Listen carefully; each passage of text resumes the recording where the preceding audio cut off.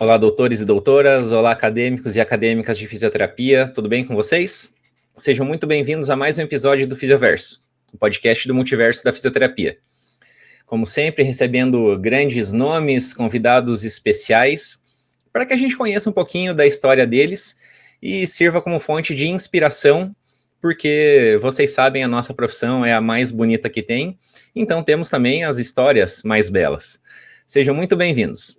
Quem está falando aqui é o João Ruaro, eu sou fisioterapeuta, sou professor da Unicentro, em Guarapuava, no Paraná, fisioterapeuta traumato-ortopédico, filiado à Abrafito, com muito orgulho, como a gente sempre defende aqui, né, a filiação às associações profissionais.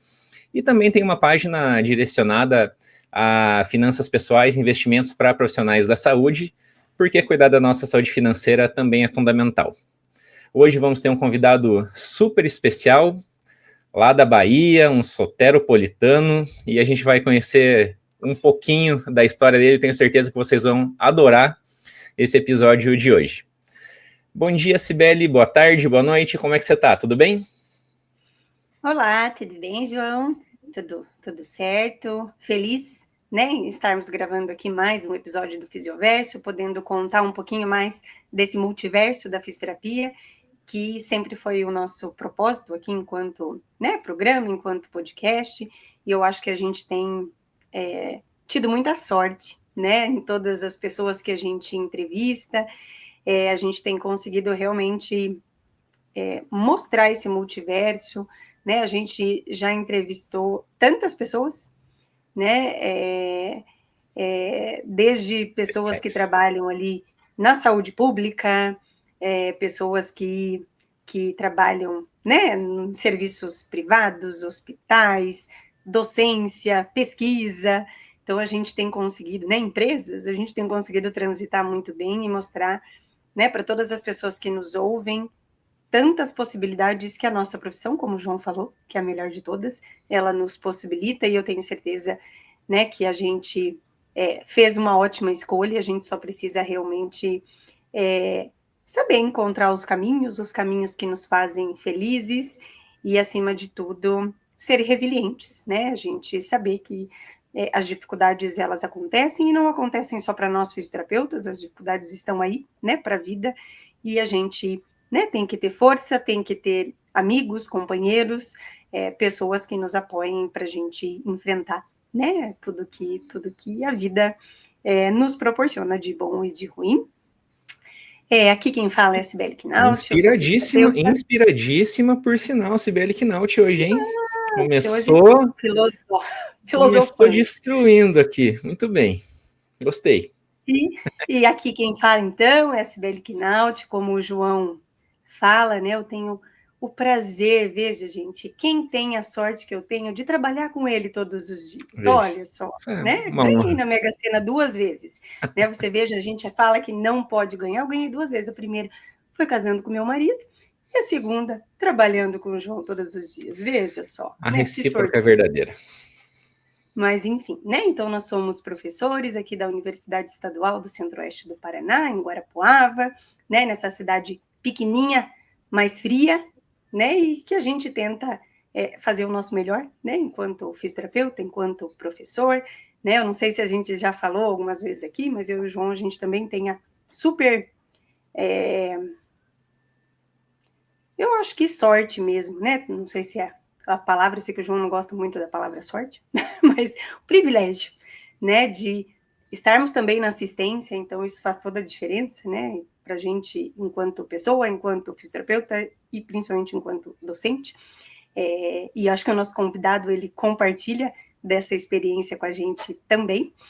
E é isso, né, parar de falar um pouquinho, que eu já estou super filosofando, né, vamos entrevistar o nosso convidado, e eu tenho a honra gigantesca de trazer ao palco do Fisioverso hoje uma pessoa que a vida me apresentou, uma pessoa que mora muito longe, né, de nós aqui, e infelizmente acho que encontrei pouquíssimas vezes de forma presencial, mas é uma daquelas pessoas que a gente não esquece quando encontra, um dos profissionais mais competentes, acho que eu conheço, de um coração gigantesco, de uma humildade maior ainda. Sabe quando você está perto dessa pessoa e você se sente bem automaticamente, sabe? Traz aquela tranquilidade, aquela paz. E é ele que a gente vai entrevistar hoje. Eu tenho certeza que vocês vão super aproveitar esse episódio. E eu tenho, então, a honra de chamar ao palco do Fisioverso o doutor Bruno Prata Martinez. Mas antes do Bruno entrar, roda a nossa vinheta.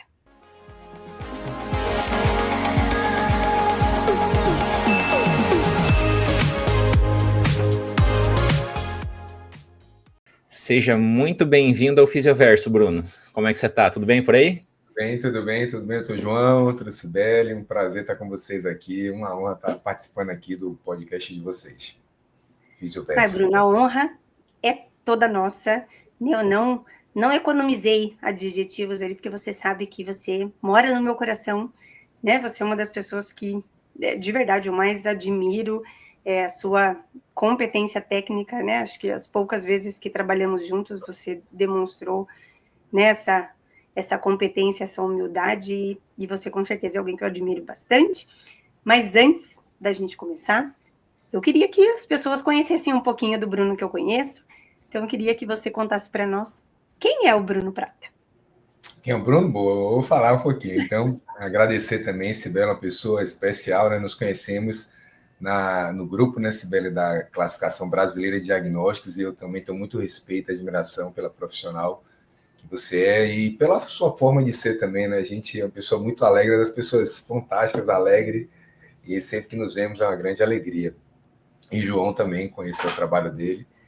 E quem é Bruno, né? Então vamos lá. Bruno, eu sou aqui de Salvador, Bahia, sou fisioterapeuta, tenho 44 anos, né? Que uns dias faço 45, em 14 de agosto, pertinho. Sou casado, tenho 2 filhos, né? Minha vida pessoal aí, né? Pedro e Laura. Eu formei em fisioterapia em 2003.2. Eu iniciei fisioterapia com cerca de 18 anos, né? Eu tinha mais ou menos em 98. Meu desejo era fazer fisioterapia na área desportiva, até conversamos, né, Arivan? A gente é um grande fisioterapeuta, um grande amigo, a gente decidiu fazer fisioterapia junto, a gente estudava na mesma escola, e aí a gente estudava para o vestibular, e aí um colega meu também influenciou, ele trabalhava com fisioterapia, essa parte desportiva, e eu me encantou, eu gostava de praticar esporte, sempre gostei. Aí eu falei, eu quero trabalhar com isso aí. Aí, na época, eu fiz vestibular para fisioterapia e para nutrição. Aí, fisioterapia numa universidade particular daqui e nutrição na universidade pública. Aí, eu acabei que passei nas duas. Cheguei até a iniciar a nutrição também, que eu queria trabalhar com nutrição esportiva. Só que aí não deu para cursar. Aí, mesmo com uma certa dificuldade, né? Porque tinha um custo da faculdade particular. E acabamos optando por fazer a particular aqui, na Escola Baiana de Medicina e Saúde Pública, e aí fiz e me formei, né, depois de 5 anos. Meu desejo era trabalhar na área desportiva, meu trabalho de conclusão de curso foi análise mioligamentar da articulação glenomeral no nado estilo livre, né? Interessante que eu nem nadar direito eu sei também, né, mas eu gostava de estudar o ombro, assim, né, e gostava dessa coisa da terapia manual, era meu desejo mesmo. Aí, no último ano de faculdade, eu conheci o estágio ali de UTI, de terapia intensiva, e aí aquilo ali me motivou, aquela coisa, digamos assim, um certo imediatismo em algumas intervenções, o professor Marconi Chaves, me encantou, e eu vi que era algo que eu poderia também atuar, né? Algo que não tinha me despertado durante a disciplina teórica. E aí, nisso, eu também não tinha tantos recursos assim na área desportiva, naquele período, eu teria que ter algum investimento para ir para fora. Aí eu vi que seria um pouco complicado, porque eu não tinha esses recursos. Aí eu falei, talvez o hospital seja algo mais prático, dependa mais do meu esforço, da minha prática naquele momento. E foi isso que ocorreu. Aí eu consegui aqui, teve um profissional chamado Palmireno, que é um fisioterapeuta daqui de Salvador também, que ele coordena alguns hospitais. Na época tinha um curso aqui, um curso do Hospital das Clínicas, até onde atualmente eu sou chefe lá da unidade multiprofissional, é o Hospital Universitário. Aí eu fiz um curso de prática, de teórico-prático, ainda como aluno, já no último ano, e aí fui ganhando um pouco mais de prática, experiência. Aí ele conseguiu uma vaga para mim, aqui chamava em Salvador Coringa, quando você dava plantões meio que assim, para ganhar prática, para ir cobrir, né? Algo meio que como se fosse uma terceirização. E aí eu fui ganhando prática, e aí, ou seja, eu me formei e já comecei a atuar, digamos, dando esses pequenos plantões e atuando também como atendimento de home care, inicialmente, naquele meu primeiro ano. E eu não falei também, mas assim, eu virei professor também, né, para falar, né, tem que falar tudo, vou falar, tô lembrando aqui as coisas. Eu não era, sempre gostei fui extrovertido, mas era um pouco tímido, tive situações ao longo de minha vida que fizeram que eu tivesse um pouco de dificuldade, assim, tal, para me apresentar, tal, mas aí, durante a graduação, no terceiro ano, optei por fazer uma monitoria, e aí eu passei na monitoria, eu tentei a monitoria de neuro, não consegui passar, atualmente até a professora Ellen, uma colega, acho que Sibelinha conhece, uma grande profissional da área de fisioterapia neurofuncional, até hoje eu chamo ela de professora Ellen, somos colegas da Universidade do Estado da Bahia, mas eu não passei na monitoria dela, que ela era minha professora na Baiana, mas aí depois eu passei na monitoria de prática curricular e bases e métodos de avaliação. É uma disciplina também legada à avaliação e terapia manual. E aí aquilo foi bom para mim, porque eu tinha que dar aula para os alunos, de certa forma. E aí eu também, no terceiro ano, comecei a dar aula na escola pública, aqui em Salvador, para poder ajudar no pagamento do crédito, né, do meu financiamento estudantil. Então, foi algo positivo. Foi inicialmente desafiador para mim, porque como eu tinha uma certa dificuldade ali, né, não era uma coisa que eu me sentia tão à vontade, eu fui meio que para poder me ajudar e também para, de alguma forma, indiretamente ter essa superação. E foi bom porque eu comecei a dar aula, eu dava aula à noite de Química e Física na Aceleração 3, aí dei aula por quase 3 anos e meio. Eu lembro que eu ganhava 500 e poucos reais, e meu crédito era 168, e o outro valor ali ficava, digamos, para minha manutenção, para minhas coisas. Mas foi uma experiência bem positiva para mim, porque, de alguma forma, me ajudou também a trabalhar essa questão da comunicação. E aí, ao longo do tempo, eu fui seguindo a minha vida, né? E aí fui atuando como fisioterapeuta, pude largar lá, eu me formei, ainda fiquei dando aula por um semestre para me ajudar a pagar pós-graduação. Eu fiz uma especialização em fisioterapia cardiorrespiratória aqui na Gama Filho, que era aqui em Salvador, e aí eu fui enveredando por alguns hospitais aqui. Aí, assim, eu comecei nesse hospital... É para falar tudo mesmo, né? Pode falar no mesmo. Né? Acho que o João queria fazer uma pergunta, que eu vi pela cara dele ali. A gente vai explorando os assuntos aqui, mas fique à vontade para falar o que... Ô, Bruno, quando você estava falando, eu estava me lembrando aqui da minha época de graduação também. Nós três aqui somos contemporâneos. Eu formei no ano de 2002, a Cí, se eu não me engano, foi 2001, né, Cí? Mas eu pareço mais jovem que os três, né? Mas tá bom. Na realidade, eu era para ter formado em 2002, mas a gente passou uma greve na minha instituição aqui que durou quase 6 meses, e eu acabei formando em maio de 2003. Então, mas eu sou da turma ali que deveria ter formado em 2002. E eu sempre fui da área de musculoesquelética, assim, sabe? Sempre gostei de ortopedia, de terapia manual, fiz formação em osteopatia, então, assim, essa é a minha paixão. Mas, cara, você acredita que quando eu fui pro hospital, na realidade, lá na Unioeste, a gente tinha muitos projetos, e eu entrei no HU, no Hospital Universitário, desde o segundo ano da graduação já. Mas a parte ambulatorial ali, confesso que eu não curtia muito, não. Quando eu fui pro estágio da UTI, cara, eu falei, puta, que estágio bacana. Você acredita que eu gostei também? Assim, não sou intensivista, nada, mas eu realmente gostei muito porque você dizendo ali, é mais dinâmico, você vê o resultado mais na hora, aspira, já ausculta, já tá limpo ali, cara. E aí eu tava lembrando, eu falei assim, puta, eu gostei pra caramba da UTI também, e assim, não seria uma área que eu não seria satisfeito trabalhando, sabe? E aí acho que você teve essa mesma impressão, você falou, eu gostava da esportiva ali, tinha, né, essa facilidade, mas quando fui para UTI eu me identifiquei com isso aí também, cara, que coisa engraçada, né, porque assim, são duas áreas completamente distintas, né? Verdade. Mas eu acho que já contei aqui, foi a mesma coisa, assim, a minha, talvez tenha sido até o contrário de vocês. Eu, quando entrei, eu não sabia realmente a área muito que eu queria, sabe, assim, não tinha essa preferência, mas eu sempre, aí assim, a partir do meu segundo ano, a área que eu gostava era hospital e principalmente UTI. Eu fiz, na época a gente podia fazer esses estágios voluntários sem muito critério, né? Sem ter muito regulamento.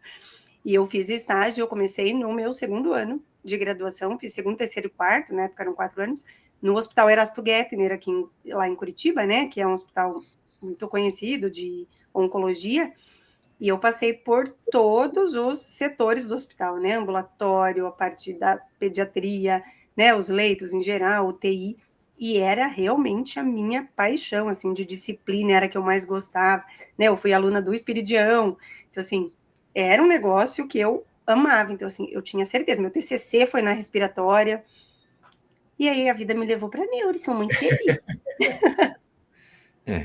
Eu não cheguei a tanto com o TCC, o meu realmente foi na área de ortopedia mesmo, então foi no que, no que eu segui. Mas que interessante, né? E isso só mostra que você que está em dúvida aí, né, sobre qual área seguir, ou se gosta de duas, de três, melhor ainda, melhor gostar de várias áreas do que não gostar de nenhuma, né? Então, a gente que está com os alunos sempre, a gente percebe que tem os que têm mais facilidade ou que curtem mais uma área ali, e tem aqueles que estão naquele processo decisório, não sei se eu gostei mais desse ou daquele, vou esperar passar pelo estágio, e isso aí faz parte do nosso processo de decisão. Mas aí, Bruno, aí você largou totalmente o esporte, nunca mais teve contato. Isso, aí eu larguei, né, do esporte, nunca trabalhei com fisioterapia desportiva, né, levei aqueles conhecimentos para a minha vida ali, mas acabei que fui para a área de UTI, como, né, a gente comentou, e como você também falou, João, bem importante, Sibeli também, UTI acaba que trabalha tudo, né, eu às vezes falo isso para os alunos, né, Demais, cara. É bom você estar com a mente aberta, porque você atua, tem que saber muito de neuro, você tem que saber muito, né, a depender da UTI que você trabalha, a gente vai atender muitos pacientes em pós-operatório de cirurgias cardíaca, de porte, né? Artroplastia, em pacientes de mais risco. Você tem que ter conhecimentos disso aí. Então, assim, acaba que você aprende tudo. Você não vai ter tanta desportiva em si lá dentro, assim. Mas você acaba que tem que ter esse olhar, né? Até a parte de saúde da mulher, dessa parte urinária também, a depender também. Se você tiver um olhar também, você pode contribuir para algumas questões relacionadas que o paciente pode ter de alterações. Então, tem essa possibilidade, né? E o UTI abriu muito. No início era muito aquela coisa focada no respiratório, ainda quando eu me formei ali em 2003, mas depois de um tempo já começou aquele boom, aquele olhar mais amplo para o paciente, não apenas aquele olhar mais para ventilação mecânica, digamos, e aquele olhar ampliado. Então, você hoje em dia, o fisioterapeuta trabalha os diversos aspectos do paciente, né? Aí é isso, aí eu comecei a trabalhar em alguns hospitais. Aqui em Salvador, comecei no Hospital Santo Antônio, foi um hospital que me marcou. Acho que vocês já devem ter ouvido falar de Irmã Dulce, né, das obras sociais Irmã Dulce, que é uma santa que tem um aniversário agora, 13 de agosto. E aí é um hospital aqui que atende... do teu aniversário. Seu aniversário? Dia 13? Não, eu falei um dia antes do teu aniversário. Um dia antes do meu, exatamente. O meu 14, dela 13, né, de celebração. E aí eu fui atuar esse hospital Irmã Dulce aqui, que atende pessoas, é um hospital do SUS, atende pessoas bem carentes, assim, e foi um hospital de muito aprendizado para mim. Eu fiquei lá, acho que quase 9 anos, comecei na unidade de terapia intensiva adulto, e foi lá que eu aprendi bastante, assim, me tornei, assim, um fisioterapeuta capacitado, e aí eu também atuei lá na pediatria, então eu também tive uma experiência na UTI pediátrica também, então eu trabalhava tanto no adulto, quanto na pediatria, e outros hospitais, assim, acabei atuando, tive uma carga horária bem extensa no início. E aí depois comecei como assistencial, e aí depois fiquei como fisioterapeuta, coordenador da UTI lá, da UTI adulto. Então, o Santo Antônio foi, digamos, um hospital que me marcou ali, foi onde eu aprendi. Eu falo muito isso para os alunos, né, que devem ter alunos profissionais. É muito importante que a gente valorize o nosso tempo, né, o nosso tempo de prática. O tempo de prática é uma oportunidade que a gente tem de estar aprendendo, de estar tendo uma remuneração, e, além disso, você poder aprender. Porque nada melhor do que a prática. Vocês comentaram ali, né, Sibeli e João também, a importância de você estar na prática. Também, para mim, é algo importante. Eu gosto muito disso, assim.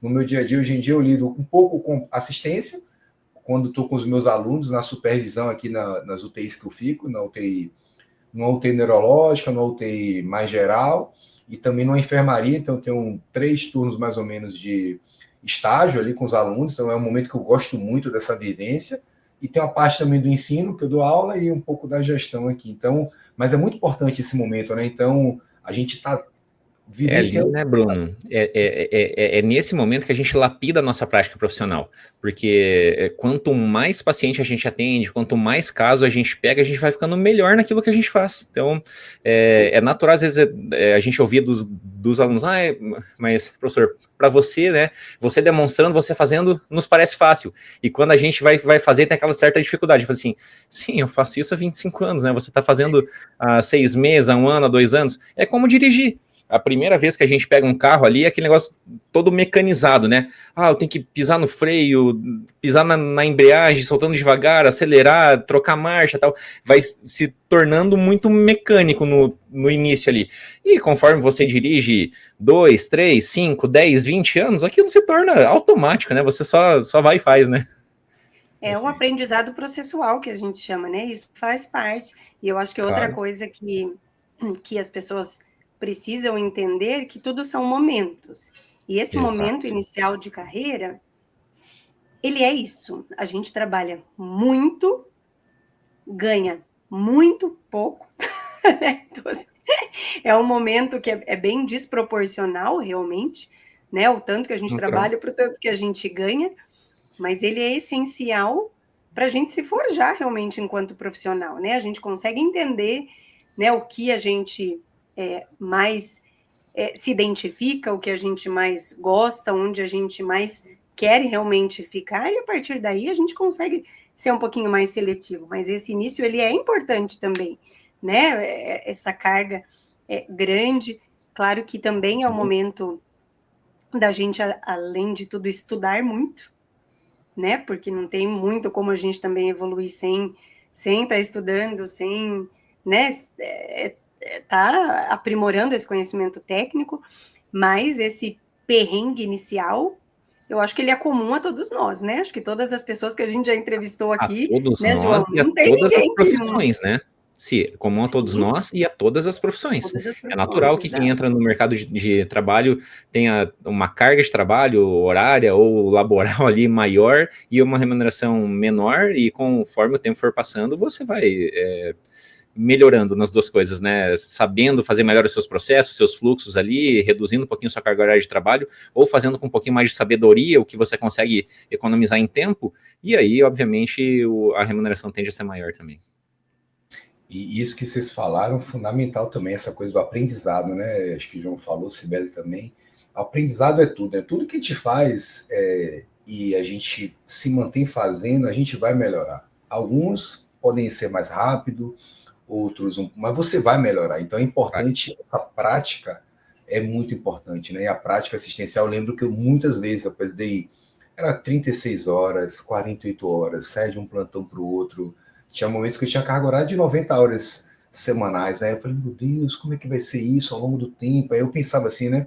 Eu tô relembrando, falei, meu Deus, como é que vai ser? Eu não vou aguentar essa minha vida toda. Mas é isso, a gente tem que seguir o nosso caminho, acreditar, e a vida, ela, digamos, eu acredito muito nessa coisa, assim, que a vida vai trazendo as coisas de volta pra gente, vai nos dando, né? A partir do momento que a gente vai se dedicando, né? Fazendo o nosso melhor no nosso dia a dia, a gente vai retornando, né? Então, acho que essa coisa é importante, né? A gente tem que acreditar e dar o nosso melhor, porque assim, ninguém consegue nada, eu costumo dizer assim, é muito difícil, né, você conseguir alguma coisa assim no instalar de dedos. Na vida, acredito que existe um caminho, né, então assim, existe um caminho, existe dedicação, tem que ter todas essas questões aí que fazem parte da vida, né, então eu sempre falo com meus alunos, acredite, foque nos seus objetivos. A gente conversando aqui, vocês falando, eu lembrei, antes de me formar, próximo de me formar, já estava todo mundo reclamando, isso há 22 anos atrás. Porque fisioterapia, tal, aquela coisa. Eu falei, beleza, não tinha muito assim, não tinha muita opção, eu tinha que seguir em frente, não tinha outro caminho, só tinha um caminho de seguir. E acabei que eu segui, graças a Deus, assim, não tenho nenhum arrependimento, sou bastante realizado, né? A vida me deu retornos bastante importantes. E quando eu olho para trás, até comparativamente com alguns colegas que decidiram por mudar, eu estou bem, né?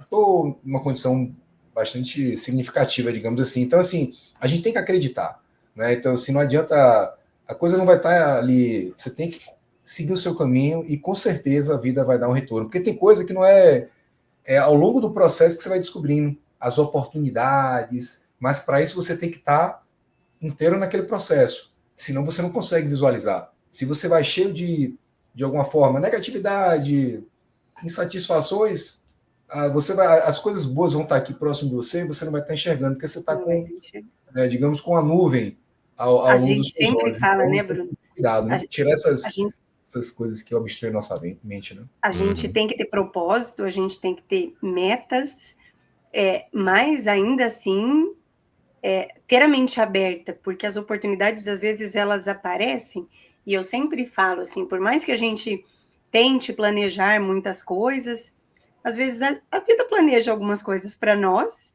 que não estavam nos nossos planos, e a gente tem que estar aberta a receber. Você não precisa, a gente tem sempre a decisão de fazer ou não.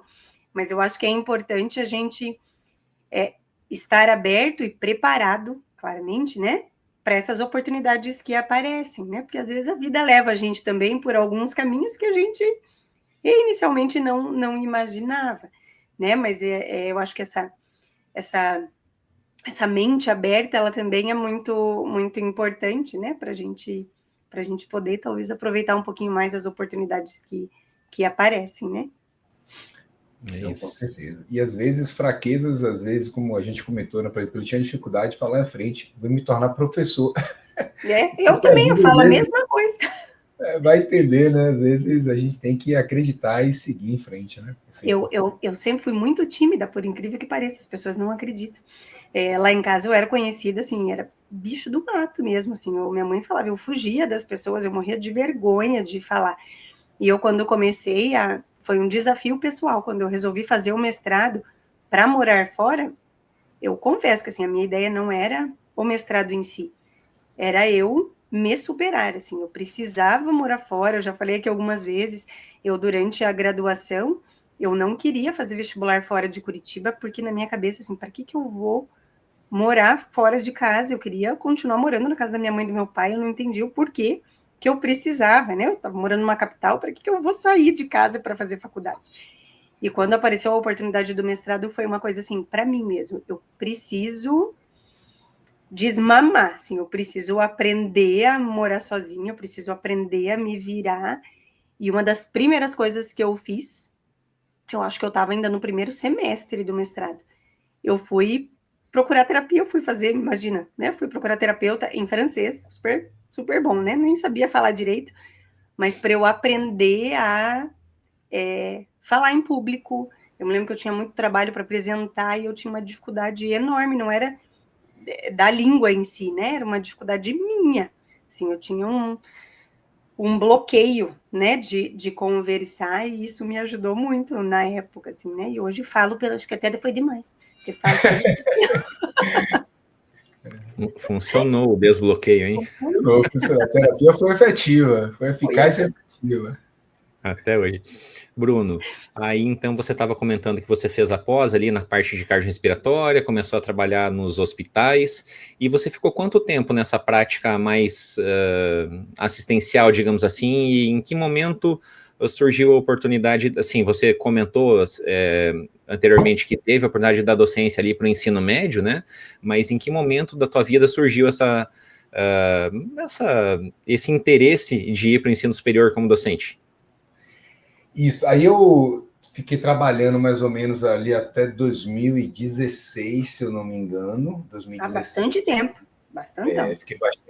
Fiquei bastante tempo, assim, assistencialmente, vírgula, assim, porque depois eu fiquei como responsável técnico, né? Aí na gestão. O Hospital Santo Antônio, e teve um hospital particular aqui que eu atuei por muito tempo também, que é um hospital privado, que é o Hospital Aliança. Aí eu comecei como assistencial e depois fiquei como coordenador da UTI. Então eu fiquei em algum momento nesses 2 hospitais ali como responsável técnico, mas ali com alguma prática. Aí o ensino veio para mim ali acho que com 4 anos de formado, apareceu para ser supervisor de estágio. Aí eu comecei como supervisor de estágio, e aí então fiquei mais ou menos na prática uns 14 anos ali, digamos, mais diretamente, e depois eu comecei a dar aula numa faculdade aqui, na Faculdade Social. O professor Nildo Ribeiro me deu essa oportunidade, eu comecei com alguma insegurança ali dando aula na Faculdade Social, e aí fiquei por um tempo, e aí eu fui tentar fazer o mestrado. Eu formei em 2003, 10 anos depois, foi que eu consegui fazer o meu mestrado. Eu sempre tinha esse interesse de fazer o mestrado, mas só foi poder me estruturar financeiramente. Tinha uma certa dificuldade para você fazer aqui, não tinha tantos fisioterapeutas com título de doutor para você conseguir. Eu até tentei na Universidade Federal da Bahia, mas não tinha contato com o orientador, aí é mais difícil você conseguir ser aprovado. Aí eu consegui fazer na Baiana mesmo, na faculdade que eu fiz a graduação, e aí eu comecei o mestrado lá estudando sarcopenia em idosos hospitalizados. Certo. E aí, rapidinho. E aí eu comecei estudando sarcopenia, e aí eu fiz o mestrado, aí eu consegui a mudança de nível, né? Consegui ir para o doutorado direto, né? Acabei que eu não tenho mestrado, e aí eu consegui fazer ter o título de doutor. Passagem direta, né, para o doutorado. Direto, isso. Tinha conseguido umas produções científicas com o meu trabalho de sarcopenia, e aí fui direto. E aí, nesse período aí, foi quando eu fiz a prova da UNEB, a prova da faculdade, da Universidade do Estado da Bahia aqui, que é um concurso público, e aí eu consegui passar, ainda como especialista, e aí, pronto, aí daí eu comecei, digamos, né, mais formalmente mas eu já era professor, digamos, a nível de... Isso foi em que ano, Bruno, que você passou no concurso da UNEP? 2014. 2014. Eu ainda era especialista, eu não tinha nenhum título de doutor ainda. Aí eu concluí o doutorado em 2015, e aí teve a seleção da Universidade Federal da Bahia aqui. Aí eu estava no Hospital Aliança, como coordenador lá da UTI, e na Universidade do Estado. Aí teve a seleção, eu não sou da dedicação exclusiva, aí eu não ia nem fazer essa prova para a Federal. Eu estava, eu estou aqui nesse hospital, estou no hospital, estou na universidade, para mim está tranquilo, né? Não tinha essa expectativa. Aí o colega meu, rapaz, faça a prova, faça. Aí só que eu já estava preparado, porque eu tinha feito o concurso anterior, e aí eu fiz a prova e consegui ser aprovado, e hoje em dia, depois fiquei só nas duas universidades, que é a do Estado da Bahia e a Universidade Federal da Bahia, mas fiquei por um bom tempo ali, digamos, na assistência, né, com a carga horária relativamente alta, e aí depois fiquei só como professor realmente, né, aí fico com minha prática, com esse momento ali, quando eu estou com a supervisão de estágio. Aí desde 2016... E aí foi quando eu entrei na Federal aqui da Bahia. E você é concursado também da Federal da Bahia ou é professor substituto, colaborador? Sou concursado aqui, sou tanto da Universidade do Estado da Bahia quanto da Universidade Federal da Bahia. Aí teve até um momento aqui também que eu quase pedia para largar uma, né, para ficar, porque eu coordenei aqui uma clínica de transição de cuidados. Existe uma clínica bem legal, no Brasil é uma das únicas, assim, atualmente tem até em Recife também, é uma clínica de transição, de deshospitalização. Tem um médico cardiologista, ele criou, né, assim, Lucas, cara fantástico, né, ele juntamente com alguns investidores criou, e aí essa clínica, o paciente, ele é deshospitalizado. Aí tem 3 perfis, ou o cara vai para reabilitar um paciente que teve uma perda grande e que tem alta perspectiva de recuperação, então ele vai para lá para ter uma intensidade elevada de reabilitação durante um período relativamente breve, de 1 a 3 meses, para depois ir para casa. É como se ele saísse da UTI direto para lá para receber esse cuidado e maximizar os seus ganhos funcionais. Tem aquele outro perfil que é o cara que vai tipo para fim de vida, então um paciente de cuidado paliativo, que não tem uma perspectiva de sobreviver mais do que 6 meses, então ele pode ir para lá também, então existe esse perfil. Inicialmente a lógica era até para só cuidado paliativo, só que o perfil de reabilitação cresceu tanto, os resultados foram tão positivos que acabou que ficou sempre com a prevalência maior de pacientes de reab do que o de cuidado paliativo. E tem aquele meio termo, que é a adequação de cuidados, aquele paciente que você não tem uma grande perspectiva de ter reabilitação, porque talvez teve uma lesão mais grave, e também não é aquele cara, aquele perfil de cuidado paliativo tão clássico, ele fica meio ali numa linha cinzenta, intermediário, né? Para um lado quanto para o outro. Aí eu fiquei nessa clínica, isso me motivou também, que eu era coordenador do lado da fisioterapia, da fono e da TO, da unidade como se fosse multi. E aquilo era legal porque eu via os pacientes, eu tinha muita interação com a família, todo dia, como é um local privado, então você tinha um nível de exigência muito alto. E aí ela era legal, porque as famílias vinham, discutiam os planos, alinhava a quantidade de assistência, então foi lá, eu até aprendi um pouquinho sobre essa questão de saúde baseada em valor, né? Porque o pessoal de lá era muito focado nisso, aumentava a quantidade de atendimento, reduzia conforme o paciente tinha ganho, tinha perda. Então era coisa que eu gostava muito desse dia a dia, isso me motiva. Eu entrava lá na assistência com meus colegas, naqueles pacientes mais complexos, porque tinha até paciente ventilado lá. Então, chegava pacientes bem desafiadores, com ventilação mecânica, a gente conseguia desmamar. Então, era uma coisa muito legal. Teve um momento que me tocou assim, eu falei, rapaz, vou pedir para sair de uma. Vou sair de uma universidade, vou ficar nessa como se fosse privado, e fico numa outra, né? Aí eu cheguei até a fazer o pedido de licença sem vencimento de uma, mas aí depois eu parei, refleti um pouquinho, botei a mão no meu coração e vi que realmente eu acredito que eu tenho uma missão como professor também, né? Como pesquisador também dentro da minha área de atuação. E aí eu falei, não, deixa eu ficar aqui, esse meu caminho, acho que o meu caminho é esse aqui. Aí eu não segui esse caminho, né? Fiquei lá por 2 anos e aí eu saí, mas também tive essa experiência também. Mas atualmente hoje só estou nas universidades como professor.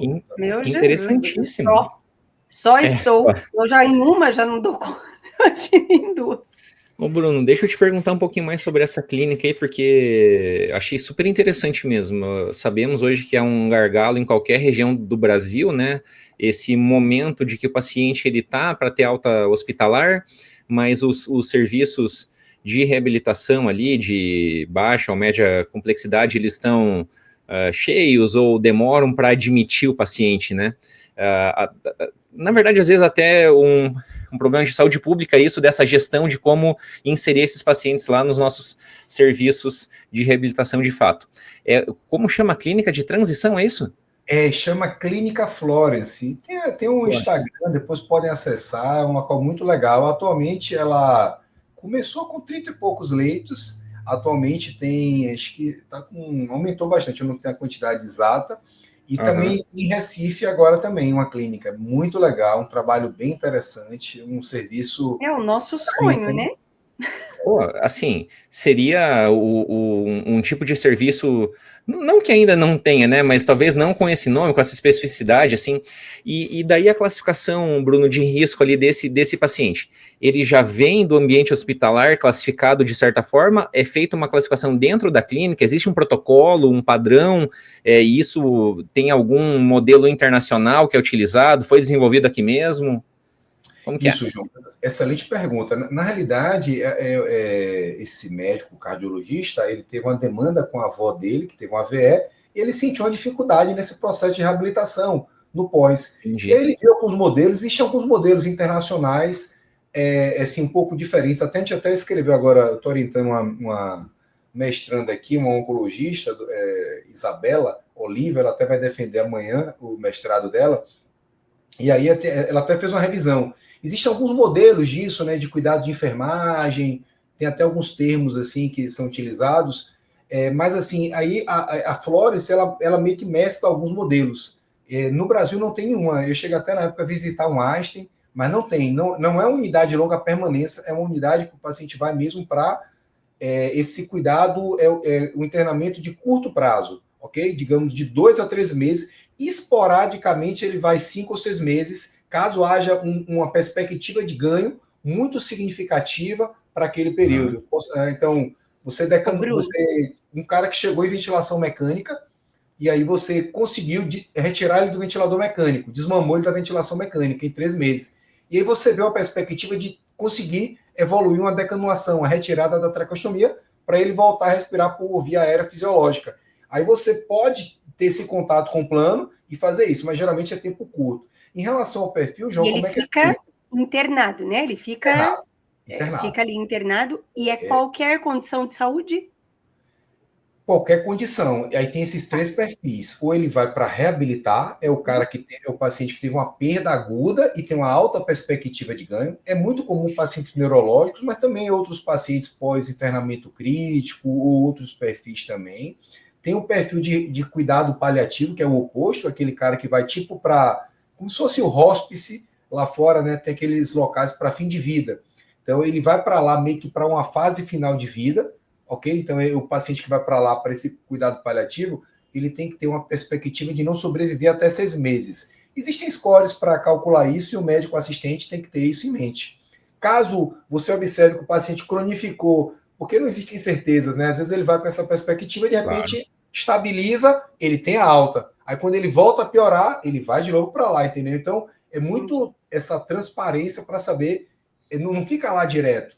E tem um meio termo, como eu falei. E aí, como é que funciona o perfil? O hospital, ele identifica que o paciente tem risco, geralmente médico assistentes, e aí a clínica vão profissionais da clínica checar esse paciente, faz uma avaliação, João, e identifica qual é o perfil. Se é de cuidado paliativo, se é um paciente que tem perspectiva de reabilitação, ou se é um paciente de adequação de cuidados. O adequação de cuidados é aquele onde você vai treinar a família, para alguns sobre transferências, lidar com sonda, com dieta, nasointeral, coisas do tipo. E aí estrutura metas, objetivos definidos para essa internação. Então, digamos que o objetivo é fazer com que esse paciente tenha algum ganho de função motora, que ele consiga se manter sentado, que ele consiga, talvez, ajudar nas transferências, que ele consiga, do ponto de vista fonoaudiológico, evoluir a dieta e poder tirar uma via artificial alimentar, que ele consiga, talvez, evoluir uma retirada de traqueostomia. Então, esse objetivo é avaliado, e aí você vai semanalmente reavaliando ele para saber se ele está tendo ganhos, vai discutindo com a família, e isso não é uma linha reta, né? Então, às vezes, tem... Viu? Que espetacular esse serviço. E multi, muito né? Legal, é muito legal. E tem uma transparência muito significativa. No início foi bem difícil, porque foi uma coisa meio que original, toda coisa nova. No início, eu lembro, eu cheguei um pouco depois do início. Implementar um serviço desse, né? Assim, ele deve ter muita resistência em certo ponto ali. Isso. O início é bem difícil. Eu lembro que eles comentavam que no início, até ter o primeiro paciente, era uma tensão, né? Porque você faz um investimento e você tem mais... Aí depois foi ganhando credibilidade, né? Uma relação muito transparente com os convênios, é muito verdadeiro a relação, então isso ajuda muito, sabe? Às vezes, se o paciente atinge a meta antes do tempo, ele consegue antecipar, então ele não vai ficar, ele tem 90 dias para atingir um objetivo. Se ele atingir em 60, ele tem alta antes, não precisa ficar 90 dias somente para ter o ganho das diárias pré-estabelecidas, sabe? É um modelo bem significativo e muito legal. E é um né? modelo que é só particular, ou hoje existe a cobertura de saúde suplementar, como é que é? Ou até SUS, não sei, né? Isso, Sibeli. Conseguiu inicialmente particular e depois conseguiu alguns convênios. Hoje em dia já tem convênios. Os convênios compreendem da importância do resultado que você tem e por isso os convênios acabam entrando também, né? Então não é qualquer convênio, mas tem convênios que aceita. SUS não tem. Mas isso, né, Bruno, eu acho que é uma tendência também do que a gente fala em saúde baseada em valor, porque a gente enxerga que talvez seja um investimento a curto prazo um pouco maior, mas a longo prazo ele é muito menor, porque o que a gente oferece para essas pessoas, como o João falou, que é um perfil, né, assim, a gente transita, né, em outros estados, em outros, né, locais aqui do Brasil, que é gigantesco, e a gente vê que é uma dor de todo mundo, né, eu falo, para mim, da neuro, um paciente de AVC, né, que talvez seja o nosso arroz com feijão da neuroadulto, né, esses pacientes, eles vão para o limbo, a gente fala que, assim, teve alta do hospital, eles desaparecem, aí voltam para nós lá com quase um ano pós-AVC, e assim, né, não é que a gente não tem o que fazer, não é que não tem chance de recuperação, mas a gente perdeu uma janela que para nós, talvez seja a janela mais importante, né, de talvez amplitude de recuperação, e a gente não sabe para onde é que foram, né, esses pacientes, então assim, um gargalo mesmo, um limbo que a gente tem e que, meu Deus, você falando é fantástico, né? Então, assim, eu acho que essa economia mesmo, né? A gente falando em saúde baseada em valor, custo-efetividade, né, fantástico. E essa janela de oportunidade era muito focada nisso, né? O paciente com pós-AVE, por exemplo, ele ia para lá para receber uma intensidade de terapias de reabilitação, digamos, de 12 a 15 horas por dia. Só que isso não envolve só fisioterapia. Envolve fisioterapia, fonoaudiologia, terapia ocupacional, atividades com a própria família, outras atividades. Era orientado que a família, os quartos, é tudo arrumadinho, é tudo bem bonito, assim, sabe? Os elevadores para o paciente fazer a transição, ir para o jardim, ficar lá no jardim. Tem atividades de cinema, tem atividades que chegam aqueles cachorros treinados para estimulação. Então, é um perfil que é como se o paciente estivesse em casa e recebendo um cuidado direcionado para o que realmente importa. Que um paciente desse, por exemplo, ele no hospital ele não vai ter o mesmo cuidado com vários pacientes agudos. Então, Sim. acaba que existe essa coisa. E o plano entende. Então, e a gente, como fisioterapeuta, tem um papel, assim, fundamental. No mundo ideal, tem muitos pacientes desses que poderiam receber o mesmo tratamento em casa, até com uma assistência domiciliar, ou até o home care, também, a depender da qualidade. Então, assim, isso é até uma crítica para a saúde como um todo, né? Esses modelos, eles precisam ser mais ajustados, talvez nessa lógica da saúde baseada em valor, porque não é todo paciente que precisa necessariamente estar num local internado para receber esse cuidado. Sim. No mundo ideal, ele poderia receber algumas terapias conforme sua necessidade e ser acompanhado em casa, seria mais barato, teria resultados e teria uma remuneração digna também para o profissional, né? Não sei como aí no sul, mas aqui na região, na Bahia, os atendimentos de home care, às vezes existe uma precarização, digamos, dos valores pagos aos profissionais e acaba que a qualidade não é muito boa de uma forma geral, sabe? Então tem que... então acho que essa transição de cuidado é muito importante, né? Então... Sim. Você estava falando, Bruno, eu estava me lembrando, mas eu acredito que não seja exatamente o mesmo modelo, sabe? Mas eu tive, quando eu fiz, né, o meu mestrado e meu doutorado, o local que eu fazia, né, onde eu fazia a pesquisa, foi lá em Montreal, né, no Canadá, e era o que chamavam de hospital de reabilitação.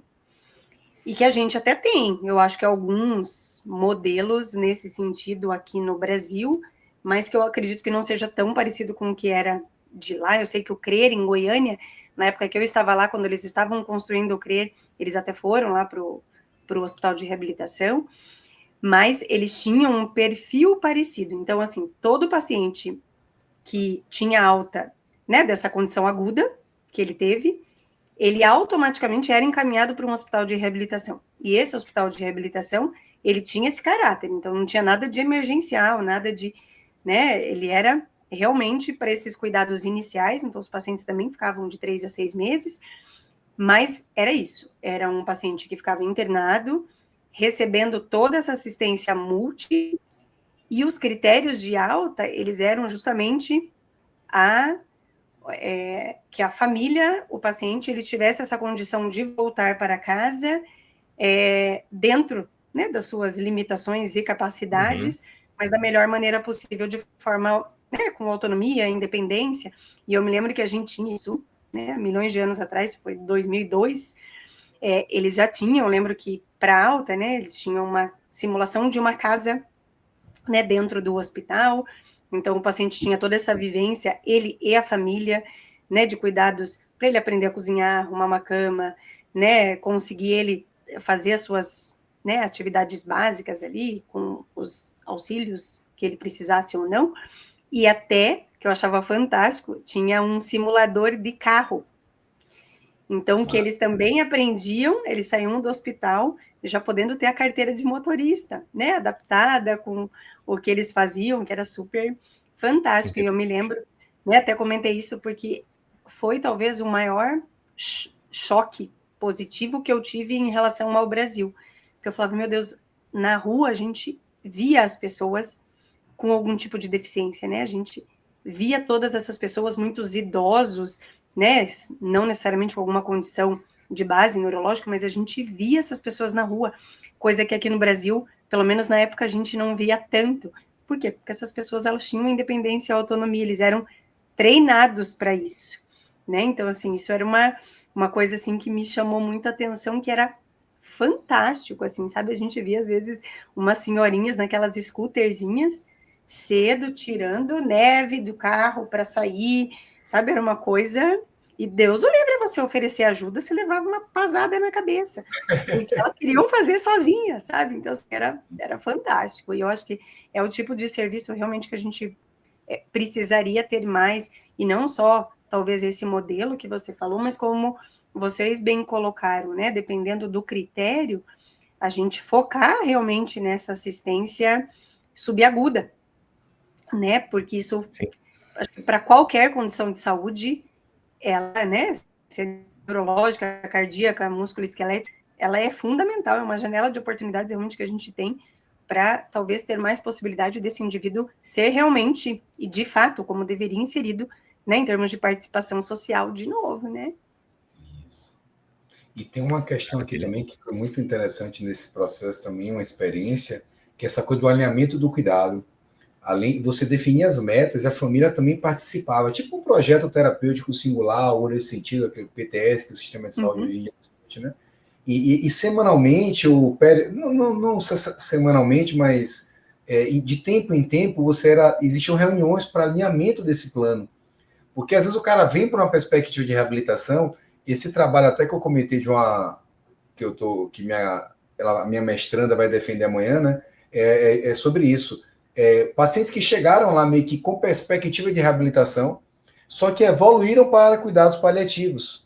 Ou seja, não necessariamente é uma sequência, é uma linha crescente. Às vezes ele vem com a perspectiva e às vezes não decola naquele e vai para cuidado paliativo, né? Então, o trabalho é fatores associados a essa mudança de perfil, né? Então, isso é importante também. E aí você tem que estar com a família diariamente, porque às vezes a família não compreende. Às vezes o cara, por exemplo, eu nunca me esqueço, o cara foi fazer uma angioplastia. Após a angioplastia, um senhor jovem, motor da família, o cara super bem sucedido, tal, uma família extensa, o cara, né, empresário, e aí ele teve um AVE extenso no pós-angioplastia, e aí ele ficou com a sequela grave, a perspectiva de recuperação pequena, mas a família acreditava que ele tinha que ter, e acaba que você não tem como prever, apesar da chance de ser pequena. Ele foi para lá, chegou meio com reabilitação, mas a gente já sabendo que ele não era aquele cara que ia voltar a ser previamente independente. E aí a gente foi observando, tentando o máximo, estimulando uma alta quantidade, porque existiam tempos de atendimento, né? 20, 40, 60 minutos, a depender do perfil, e mais de uma vez ao dia, digamos assim. E a gente foi vendo que ele não estava tendo ganhos, e ele estava começando já a piorar a sua capacidade. E a gente estava vendo que ele não era, ou seja, esse cara não é reabilitação. Ele é adequação de cuidados e talvez esteja indo para o cuidado paliativo. E aí foi trabalhando com a família e realmente ele foi piorando, até que ele veio a evoluir a óbito, mas aí tudo isso foi muitas reuniões de alinhamento com a família, porque isso é importante também. Isso até para a gente, nós fisioterapeutas, a gente tem que entender o que a gente quer com o paciente e quantificar esses resultados ao longo do tempo, para saber se está alcançando, se não está. Então, acho que isso é uma experiência também que ficou muito em minha mente. E eu acho, Bruno, que assim, se alinha super, né, e a gente não vai entrar nesse assunto agora, mas só para eu não esquecer, eu acho que todo o projeto que, né, foi construído da CBDF, ele se encaixa muito nisso, né, do quanto o diagnóstico, ele é dinâmico, né, principalmente o diagnóstico fisioterapêutico, né, falando mais especificamente da gente, ele é dinâmico, e para a gente ter essa noção de em qual, né, situação está, a gente precisa fazer essas reavaliações constantes, a gente entender o todo, né, porque isso realmente é dinâmico, e pode ser dinâmico, né, positivamente, ou dinâmico, infelizmente, negativamente, que faz parte, né, eu acho que a gente que está ali na assistência, a gente entende isso muito claramente, a gente gostaria que todos os pacientes evoluíssem super bem? Claro, mas nem sempre é possível, né, e faz parte, infelizmente faz parte, né. Bruno, acho importante reforçar essa fala da Cibele no sentido de que nós, como profissionais que buscam a melhor função possível, devolver independência, a gente sempre gostaria que todos os pacientes evoluíssem dessa forma, mas a gente sabe que não é assim, e muitas vezes acho que a expectativa da família pode estar em desalinhamento com o quadro clínico de fato do paciente. Então, acho que essas reuniões, esses encontros, abrindo o jogo mesmo, né? Tá acontecendo isso, como também o oposto é verdadeiro. Você disse que tinha alguns pacientes que tinham uma perspectiva pior e que acabam melhorando. Então, a gente tem, né, esses dois caminhos que podem acontecer. Não existe uma linearidade nesse sentido de que vai acontecer tudo bonitinho conforme a gente planeja, porque são pessoas e reagem de maneira diferente, né? Mas, cara, aqui... Eu acho que é a CIF, né, João? Essa é a graça da coisa, né? A CIF é isso, né? Assim, eu tenho facilitadores, eu tenho barreiras, isso tudo pode ajudar, isso pode piorar, a gente tem fatores pessoais, né? Eu acho que Claro. é justamente esse modelo, a gente lida com seres humanos. E realmente, né, nesse o modelo da CIF que você trouxe aqui é exatamente isso, de que duas pessoas com o mesmo diagnóstico, elas não vão ter o mesmo desfecho clínico, elas não vão ter a mesma disfunção, elas não vão ter a mesma função, então tudo é diferente, porque não somos pessoas diferentes. Perfeito. Eu estou escrevendo tô escrevendo aqui no chat para lembrar de falar, que vocês comentando, é muito legal. Isso que você falou de alinhamento de expectativa, João Sibeli, também muito importante, é fundamental, né? Porque às vezes o paciente tem expectativa, a família tem expectativa muito descolada da realidade. E você tem que estar buscando esse enquadramento, principalmente em situações que vem com a perspectiva e de repente muda. Você falou essa coisa, a gente na época lá teve até um curso que foi muito legal, comunicação difícil em saúde. Até um profissional lá ele é da, se eu não me engano, ele é da Unifesp, meu Deus, da USP, Crispim. Ele é um médico, oncologista, tem doutorado, tal, um cara muito capacitado, é muito legal. Aí tem várias práticas assim dinâmicas de autoconhecimento e de como você dá uma notícia difícil. Existem técnicas para isso, né, para você lidar e dar essa comunicação difícil. E você comentando sobre essa questão de prognóstico, né? Eu falei uma situação que o cara tinha uma perspectiva, digamos, positiva e acabou, digamos, indo por outro caminho. Então, o contrário também. Às vezes chegava lá, pacientes assim com prognóstico, na área médica tem muitos scores, né? Então tem o ICH ali para paciente com sangramento, né? Hemorragia intracraniana.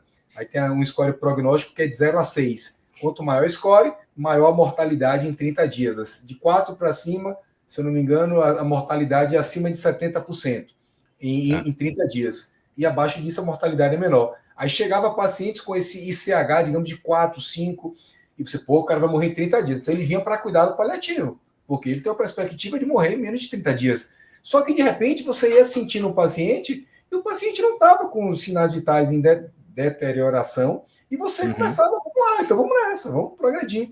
Teve pacientes que conseguimos decanular, teve pacientes que decanular, falo toda a equipe, né? Não é o papel do fisioterapeuta da decanulação, ele participa do processo junto com o fono e com o médico.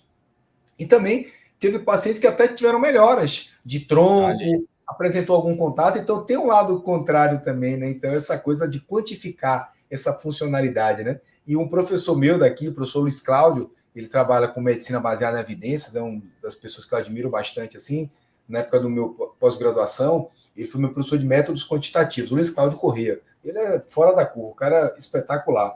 E ele fala muito sobre isso, né? Que nós somos seres complexos. O modelo biológico, você não tem uma certeza, você não sabe, se existe tudo, tem até recomendo vocês assistirem no YouTube, ele tem um TED Talk, o poder, a incerteza, se eu não me engano, assim, o poder da incerteza, e ele fala que tudo é isso, é incerteza e probabilidade, você não tem certezas exatas, você tem probabilidades de ocorrer um evento, mas possa ser que não ocorra aquele evento, porque é igual assim, você tem uma conduta que é muito eficaz para determinada situação.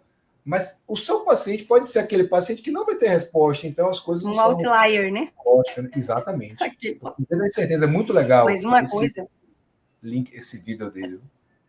Mas, Bruno e João, assim, acho que uma coisa que é muito importante, assim, a gente também falar que no mundo de hoje, né, eu tenho o professor Abraão Batista, né, que ele até acho que foi professor aí da Escola Baiana, né, uma época da UPA, não sei. Eu dele, né, de base de método de avaliação. O fantástico. Abraão, para mim, é um dos caras também, né, ele é fantástico. E o Abraão fala bastante, né, hoje em dia com a fisioterapia baseada em Instagram e todas essas coisas que a gente tem, eu acho que o fundamental em tudo isso que a gente falou se chama ética também, né? Porque eu acho que a base de uma comunicação é a transparência. Então, a gente precisa cuidar muito com o que a gente fala, com o que a gente promete, principalmente quando existe, né, mercado envolvido.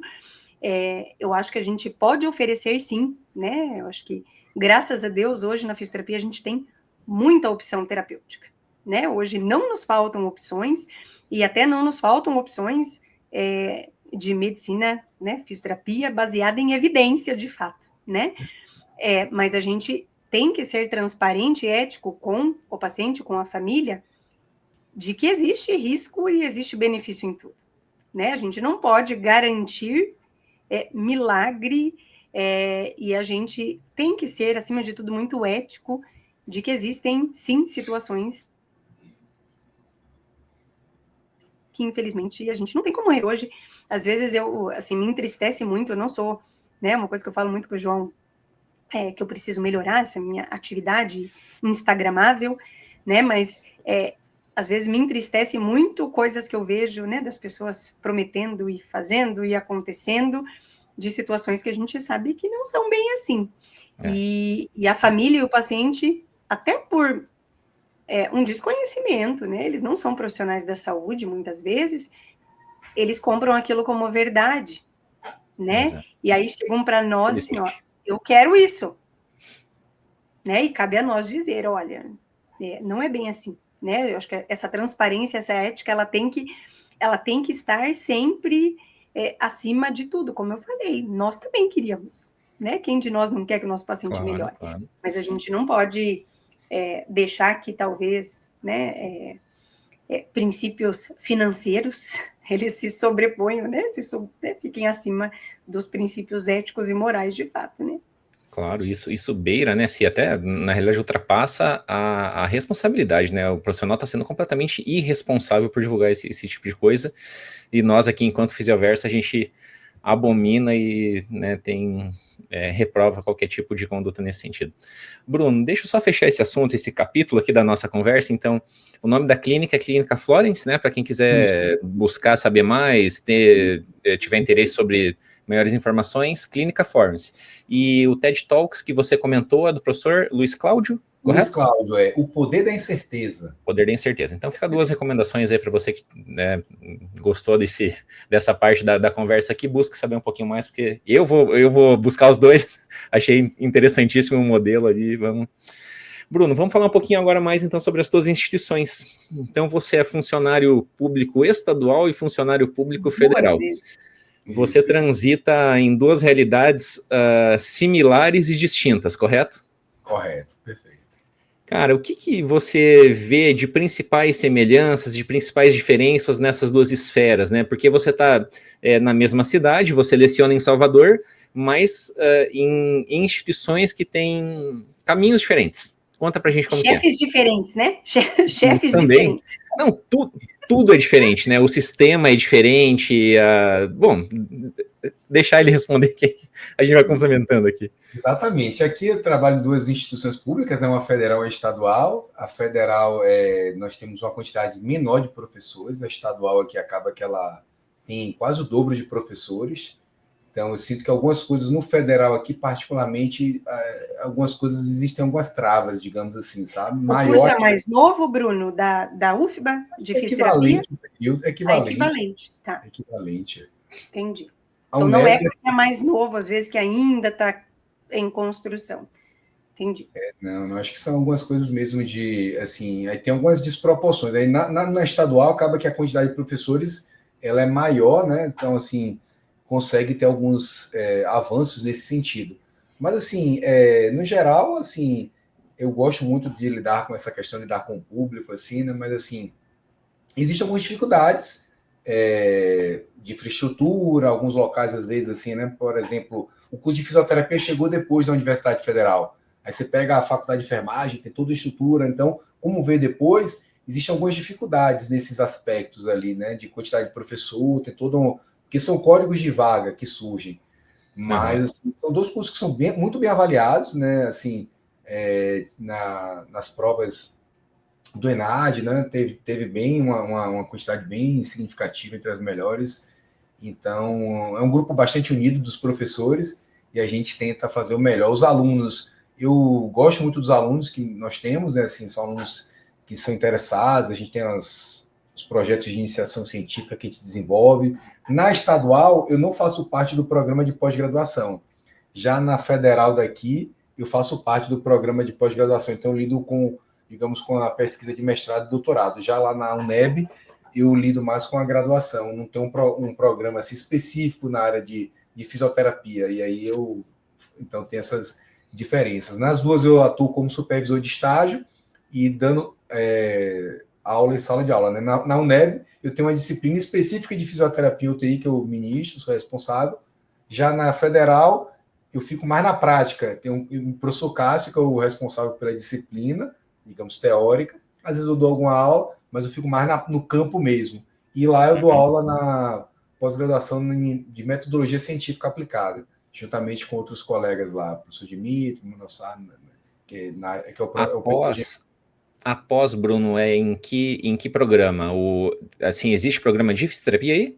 Não tem. Existe o programa programa de pós-graduação em medicina e saúde. É um programa bem antigo aqui, bem conceituado aqui, e existe a possibilidade de montar mas nós não temos ainda. Aqui nós temos até um programa também, o PPG Reab, que é o programa de pós-graduação em ciências da reabilitação, só que ele é mais recente. Aí atualmente eu estou lá, porque assim, né, não dá para a gente abraçar o mundo, aí em algum momento eu pensei até estar junto, mas eu falei, calma, uma coisa de cada vez, já fazemos muita coisa, né, duas universidades tem muitas demandas, então... Ô, Bruno, e você é 40 horas? 40, exatamente. No início tinha uma restrição, né, até 2019 era 20-40, e aí depois acabou essa restrição, e aí eu sou 40-40, sem ser dedicação exclusiva. E ainda faz outros trilhões de coisas. Deus ajude. Coitada da esposa. Reduzir. As aulas, por exemplo, eu dava muita aula em pós-graduação, né, final de semana. Então, desde o ano passado, eu já meio que dei eu reduzi completamente. Eu não tenho dado mais aulas desde o ano passado. Cortei tudo e, assim, atualmente, assim, alguns congressos eu acabo indo, mas, assim, estou priorizando bastante meu tempo, né, porque minha semana é muito corrida e tem as demandas científicas, né, que a gente escreve trabalho, artigo, essas coisas, e eu falei, e ficar com a minha família também, as coisas que a gente fazem parte da nossa vida, né? A gente é importante também, então estou nessa busca. Acaba que esse equilíbrio, estou nesse caminho aí, né? Então aprendi a dizer não também, né? Que é importante para algumas questões. Lógico que foi muito importante para mim, né? Toda essa vivência. Então fiquei vários anos ali viajando bastante, dando aulas, mas agora hoje em dia gosto bastante de estar meu sábado e meu domingo em casa. Eu não sei se você se lembra, Bruno, eu estava até pensando agora que você estava falando, que eu fiz meio isso, né? Eu também quase zero. Eu cheguei a zerar minhas aulas de pós, hoje eu não, de vez em quando eu dou, mas assim, com aqueles super colegas que me pedem, pelo amor de Deus, Sibeli, por favor, aí às vezes eu acabo cedendo, né? Mas diminui muito.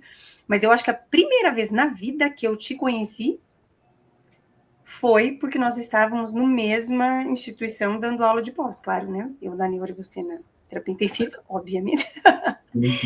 Mas eu acho que foi lá em São Luís. Foi mesmo. Mas eu acho que a gente se conheceu, a gente foi almoçar junto com o Fernando. Foi isso mesmo.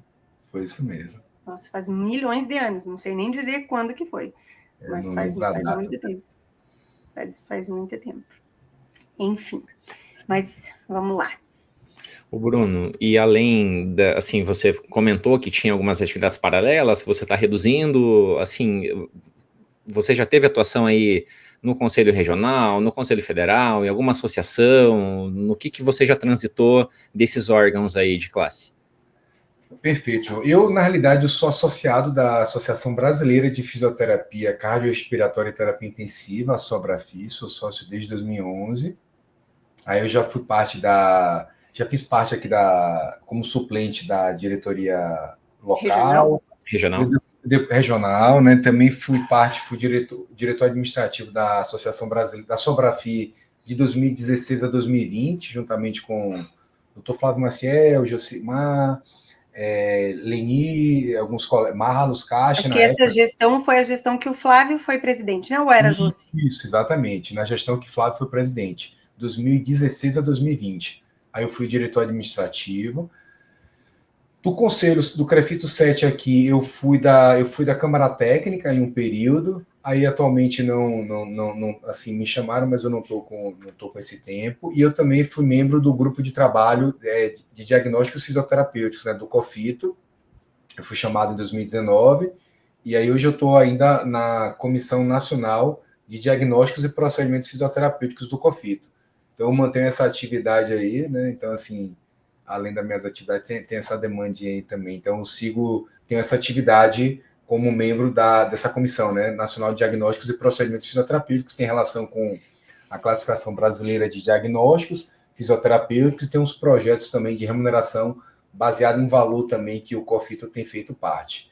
E assim, mas assim, nunca fui membro de diretoria, tal. Não é meu objetivo, assim, inicialmente. Acredito que em algum momento isso vai acabar caindo no meu colo, mas não é meu desejo inicial, assim. Acho que eu tenho meu plano aí para 5 a 10 anos ainda é estar me fortalecendo aqui na universidade, né, do ponto de vista dos meus projetos, né? Por exemplo, o meu primeiro mestrado que defendeu foi... Eu só tenho uma mestranda que defendeu há pouco tempo, né? E amanhã é minha segunda, então estou nesse processo aí de desenvolver nesses aspectos relacionados a minhas orientações de mestrado e doutorado. Então, meu desejo é esse aí, mas em algum momento talvez vai acabar, né? Porque a vida é isso, né? Às vezes vai direcionando. E eu estou aqui como gestor também, eu não comentei, mas no hospital universitário eu estou como chefe da unidade multiprofissional, fisioterapia, fono, TO e educação física. Eu fico cedido, eu tenho uma carga horária reduzida como professor e fico como chefe do hospital universitário. Pela federal, tem essa possibilidade, né? Você fica cedido, eles gostam que professores fiquem com esse cargo, né, BC, né? Que é tipo um cargo de confiança ali, aí acaba que eu fico responsável por esses 88 profissionais aqui, né? Também é uma demanda boa também, bom para lidar, né? Aí eu acabo transitando isso, né? E acaba que é bastante dinâmico o meu dia a dia ali, digamos, na semana, né? Então eu lido um pouco com gestão, tenho assistência no meu estágio, tenho o meu ensinar também, né? Digamos ali, sala de aula, estágio. Aí, Bruno, esse cargo, assim, ele é vinculado à Universidade Federal, mas ele faz parte da EBSER, é isso? Isso, exatamente. Eles é da EBSER, né, da Empresa Brasileira de Serviços Hospitalares, e aí o reitor me cede parcialmente, eu continuo ligado à UF, mas eu tenho essa função, digamos ali, esse cargo.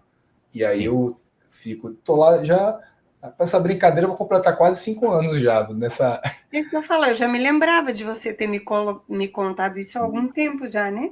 Exatamente. Aí E aí acaba você faz a gestão dos fisioterapeutas, dos fonoaudiólogos, de mais quem?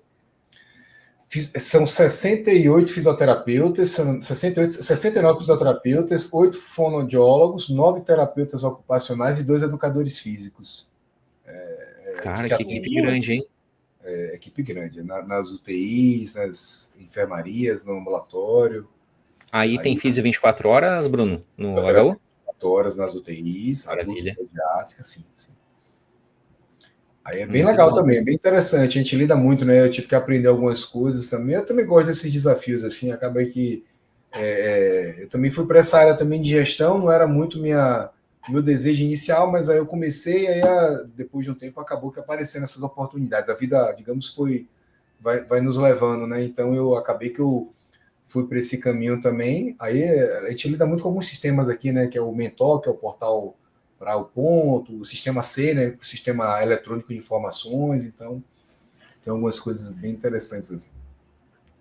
Que legal. Bem pouca atividade. Mas dizem que se você quer a atenção de alguém, é melhor você ter, assim, tentar marcar horário com uma pessoa ocupada, que ela sempre vai arranjar um horáriozinho para você, que é o que aconteceu aqui, né? A gente marcou contigo, você prontamente nos atendeu, do que alguém que não faz nada, porque ele sempre vai arranjar alguma outra desculpa para protelar essa conversa. Ô Bruno, e além de tudo isso, você tem algum plano futuro? Além dessas coisas que você já comentou, alguma coisa não realizada ainda que você gostaria de fazer? Boa pergunta, João. Boa pergunta, né? Eu, assim, na realidade, assim, eu atualmente, assim, né, profissionalmente, o meu desejo, assim, é mais... Eu não tenho expectativas, assim, a longo prazo, né, do ponto de vista de montar algum serviço. Em alguns momentos eu já pensei essa coisa de Instagram, de tal, de tentar fazer alguns cursos, mas hoje em dia não é muito meu desejo, assim, na realidade, meu desejo é mais continuar na universidade, desenvolver minhas pesquisas, meus trabalhos. Eu estou mais nesse momento, assim, não tenho assim um objetivo assim definido, assim, né? Tem a questão da classificação brasileira de diagnósticos fisioterapêuticos, né? Eu, junto com Cibelinha e outros colegas, fizemos parte aí da construção, e de alguma forma eu estou ali ainda no grupo, então é algo que me motiva do ponto de vista ali de pensar em desfecho, sabe? Então, assim, eu gosto muito dessa coisa científica, assim, então de estar lendo, então gosto bastante desse professor Luiz Cláudio, ele tem um podcast que, apesar de ser medicina baseada em evidências, fala de tudo, né, das diversas áreas, então eu gosto bastante de estudar isso aí também, e outras coisas também da vida pessoal também, né, gosto de estudar filosofia, eu gosto de praticar esporte também, então eu pratico jiu-jitsu, então eu gosto de lutar alguns Eu campeonatos. achava que era judô, é jiu-jitsu. Jiu-jitsu, Então eu tô assim, eu tô equilibrando meu tempo, sabe? Então eu tô nessa busca de equilíbrio do tempo e de organização de tempo mesmo, né? Para a gente poder fazer as coisas de uma forma legal. Então, minha meta profissional atualmente é me manter na universidade e me desenvolver, continuar desenvolvendo minhas pesquisas científicas, meus trabalhos, sabe? E mais ou menos isso. Assim, não tem um objetivo, outros objetivos, não. Né? Eu já acho que a vida me deu demais. Eu tenho até mais do que eu preciso, digamos assim, né? Sou bastante... às vezes olho para trás, né? Então, de alguma forma, acredito que, para mim, eu sou bastante grato pelas coisas que eu tenho, entendeu? Não tenho... O que eu tenho digamos, me satisfaz. Então, satisfaz. Vejam que o Bruno, a gente começou a conversa, né, falando com as pessoas que estão começando, que a gente faz muito, trabalha demais, né, e o Bruno ainda continua trabalhando demais. Não mudou muito, então não se desespere, mas eu acho que o que você falou, acho que é o que a gente busca mesmo, né, Bruno? Chega um momento, a gente não está nem falando de relação financeira, é claro que a gente consegue ser mais seletivo nesse sentido, né? Com mais experiência, por óbvio, mas eu acho que o que você falou ali no final é o que a gente precisa, né? Achar o nosso equilíbrio entre a gente conseguir fazer as nossas coisas pessoais, as nossas coisas de lazer, manter um nível profissional que a gente se satisfaz também, porque eu acho que isso é uma coisa que nós temos em comum, né? Acho que a gente não se contenta fazendo um serviço mais ou menos, né? Meia boca, e achar esse equilíbrio é para lá de uma meta grande, né? Porque não é fácil, né? Com certeza não é fácil, enfim. É bem desafiador, né? É bem desafiador essa coisa assim de você, né?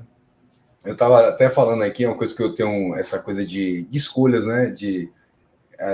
Eu ouvido algumas coisas assim sobre filosofia, né? De uns 2 anos para cá, tenho ouvido alguns podcasts bem legais assim. Aí tem uns princípios assim que fala sobre essa coisa de 4 princípios assim de isso é legal, né? Para as pessoas, os estudantes que estão vendo aí, ou até profissionais também. São 4 princípios de Platão, né? Que ele fala assim, 4 virtudes que ele relata, né? Tem relação com o estoicismo, que é sabedoria, coragem, moderação e justiça, né? Aí ele fala que a sabedoria, segundo ele, é você pensar com o seu eu superior, né? Sua mente superior, não é a mente racional, emocional, é a sua essência, a parte mais nobre de você. É como se você tirasse o que é importante para João, o que é importante para Cibele, para Bruno, então você ir para esse local onde vai ter as coisas mais fundamentais para você, né? Ele fala que a sabedoria é você conseguir tomar a decisão baseado nesse local, né? Não em conflitos de interesses, em olhar para o outro que o outro tem que você também quer. Então isso é legal também, né? Então acho que isso é um princípio bom, né? Isso quando você consegue atingir isso aí, você de alguma forma vai para o seu propósito de vida. Então talvez, né? Então porque nada é perfeito, apesar de nada ser perfeito, né? As coisas têm dificuldades, né? Por mais que a gente seja feliz em certa situação, né? A gente vai ter dificuldades, né? Porque a coisa não é Essa nada. é a vida.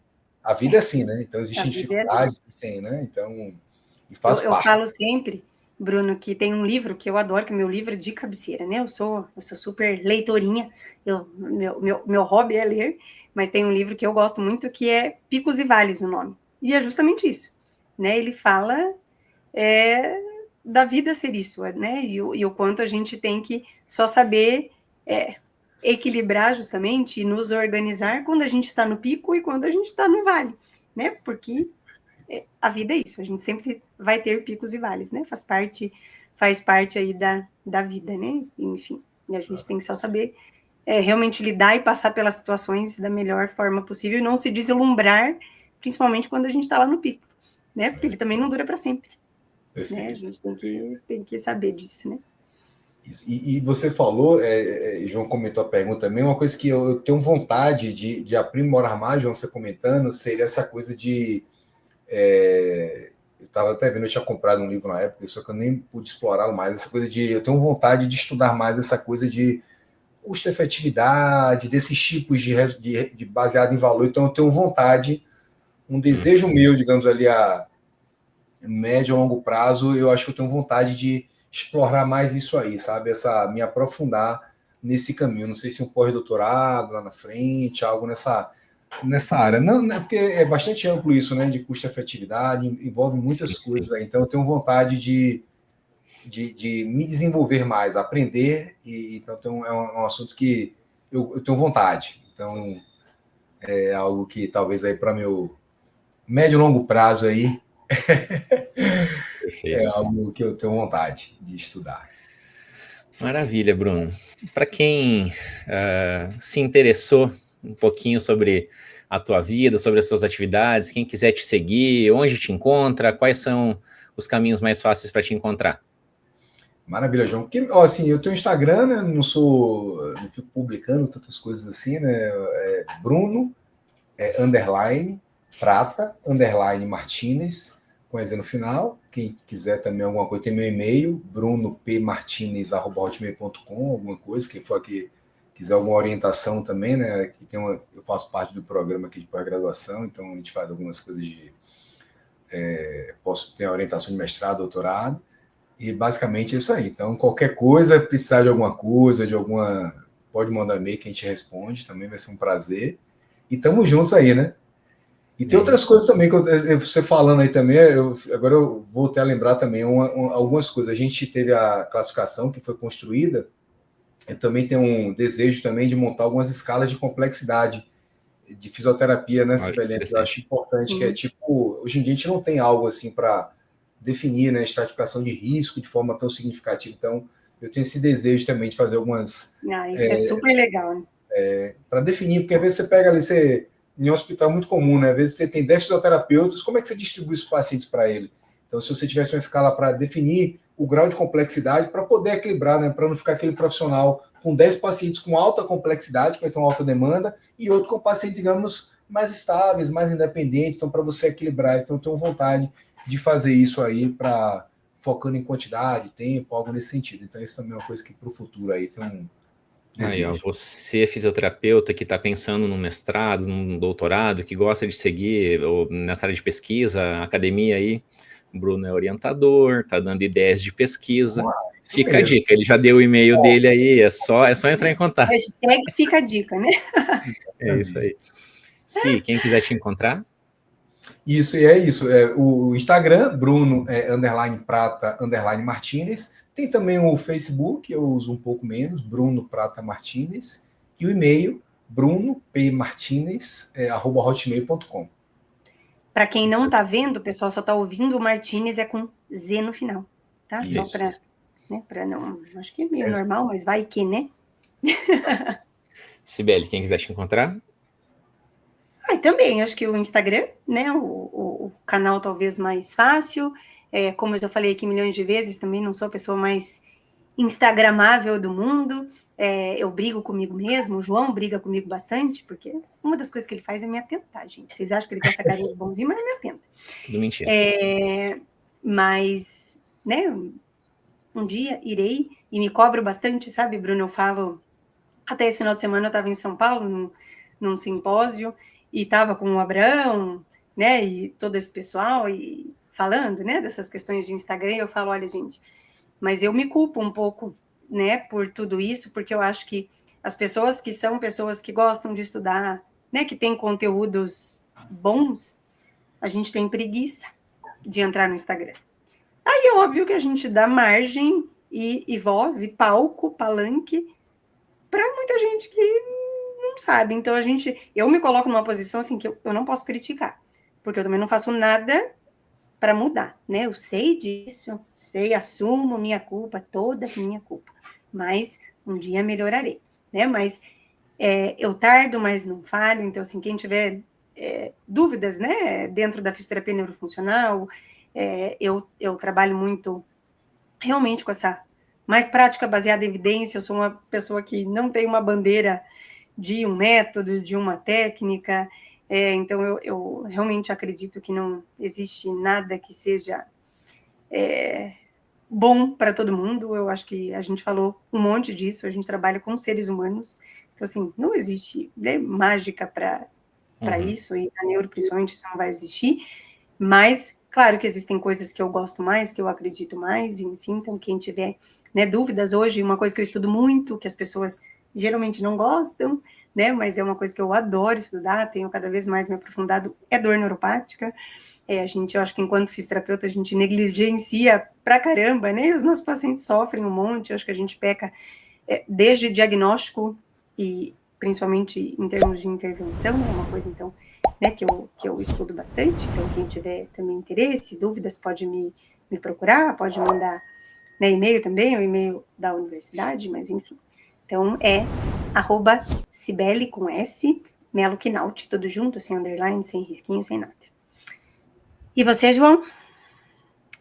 Maravilha, pessoal. Quem quiser me encontrar no Instagram, @investidordoutor, como falei no começo do episódio, lá eu comento sobre finanças e investimentos para profissionais da saúde. É importante a gente ter esse tipo de conhecimento. Eu sempre comento por lá também que ele é muito libertador.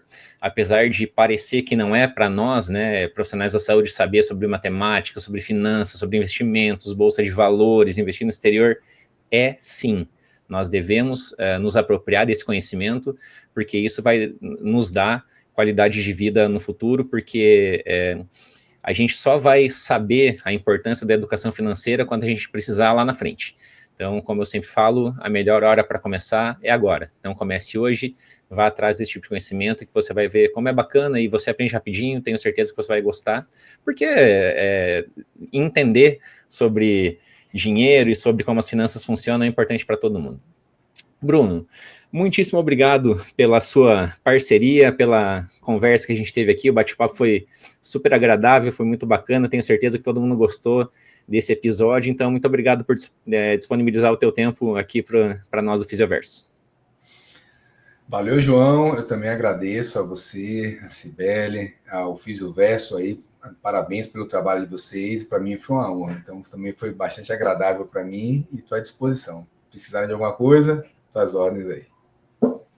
Bruno, obrigada de novo. É sempre um prazer, né? Mesmo que não pessoalmente, mas, né, conversar com você, né? Repito o que eu falei no começo, você é uma das pessoas que eu mais admiro, assim, em termos não só profissionais, mas como pessoa. Acho que todo mundo pode perceber aqui, né? A sua tranquilidade, né? A sua seriedade nas coisas e ao mesmo tempo muito leve, muito divertido. Enfim, foi um super prazer, né? Poder para que as pessoas realmente que estão nos ouvindo, eles possam também, né, pensar nessas possibilidades de, né, de vida profissional que você falou aqui, contou para nós, e esse é um dos propósitos do Fisioverso, né, realmente mostrar, né, o que a gente fala aqui, que é o multiverso da fisioterapia, o quanto a gente pode, claro, com estudo, com dedicação, né, isso não tem como fugir, mas a gente pode ter caminhos muito, muito diversos, né? Caminhos muito interessantes dentro da fisioterapia. Acho que você, né, deixou isso muito claro que para nós também cumprimos, né, nosso papel. Mas obrigada então de novo e acho que a gente pode ir para a nossa saudação final. Vamos lá? 3, 2, 1. Um abraço, pessoal, e até o próximo episódio. Tchau, gente. Tchau, tchau.